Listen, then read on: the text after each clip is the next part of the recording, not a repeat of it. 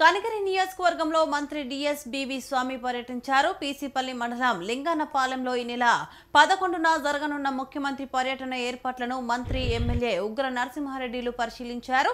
ఈ సందర్భంగా వారు మాట్లాడుతూ వెనుకబడిన కనిగిరి ప్రాంతంలో ఎంఎస్ఎంఈ పార్క్ ఏర్పాటు శుభ పరిణామమని పేర్కొన్నారు. రాష్ట్ర యువతకు 20 లక్షల ఉద్యోగాల కల్పనే కూటమి ప్రభుత్వ ధ్యేయమని పేర్కొన్నారు.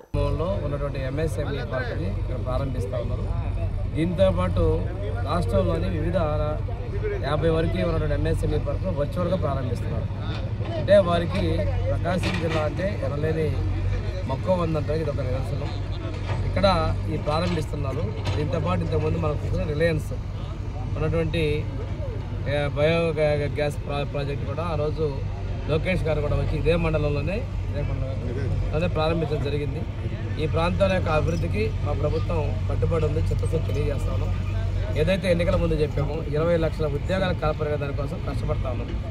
ఈరోజు విశాఖపట్నం జరిగే సిఐఏ సదస్సు కావచ్చు, దాంతోపాటు ఇప్పటికే 10 లక్షల ఉద్యోగాలకి మేము అవకాశాలు కల్పించడం జరిగింది.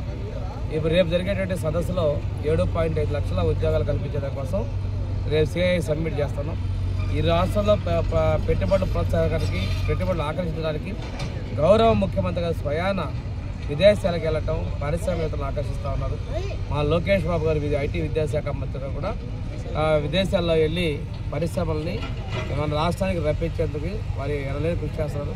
వారి ఇద్దరే కాకుండా మన ఉన్నటువంటి మంత్రులందరూ, ఉప ముఖ్యమంత్రి అందరూ కూడా ఈ రాష్ట్ర అభివృద్ధిలో కీలకంగా వ్యవహరిస్తూ ఉన్నారు.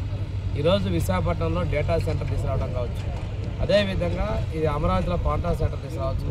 మన పిల్లల భవిష్యత్తు కోసం, మన రాష్ట్ర పురోగతి కోసం, మన రాష్ట్ర అభివృద్ధి కోసం ఇవన్నీ మనకు తెలుసుకోవాలి.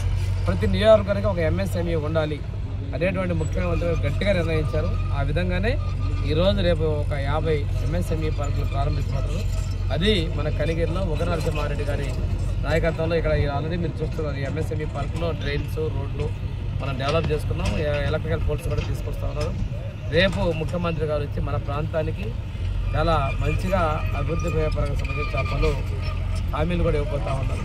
ఈ రాష్ట్ర యొక్క భవిష్యత్తు 24 గంటల్లో కనీసం 20 గంటలు వారు కష్టపడతా ఉన్నారు. మ్యాక్సిమంగా ఇంత కష్టపడుతున్నారు ఈ రాష్ట్ర అభివృద్ధి కోసం. కూడా ఆయన ఒకటే చెప్తున్నారు, 4 సార్లు ముఖ్యమంత్రిగా చేశారు. ఈ రాష్ట్రాన్ని మనం ముందు